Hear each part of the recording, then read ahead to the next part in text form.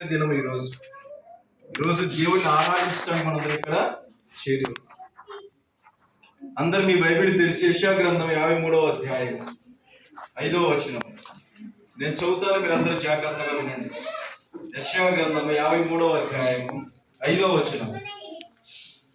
మన అతిక్రమ క్రియలను బట్టి అతడు గాయపరచబడెను, మన దోషమును బట్టి అతడు నలుగొట్టబడెను, మన సమాధానార్థమైన శిక్ష అతని మీద పడెను, అతడు పొందిన దెబ్బల చేత మనకు స్వస్థత కలుగుచున్నది. చిన్న ప్రార్థన చేస్తూ, ప్రేమ కలిగిన తండ్రి, కృపా కనికరం కలిగిన దేవ, ఇక మీ శిలువ ధ్యానం గురించి నాయన కొద్దిసేపు ధ్యానించడానికై మట్టి వాడను నిష్ప్రయోజకులైన నన్ను మీరు నిలబెట్టినందుకు ప్రార్థన చేస్తున్నారు. ఇదిగో నన్ను మీ శిలువ చాటును మరుగుపరుచుకొని నాకు మాకు అవసరమైన మాటలు మీరు అందించమని, అవి మా జీవితాలకు ఆశీర్వాదకరంగా ఉండేలాగా సహాయం చేయమని చిన్ని ప్రార్థన చేస్తున్నామని అడిగి వేడుకొంచున్నాము తండ్రి. ఆమేన్.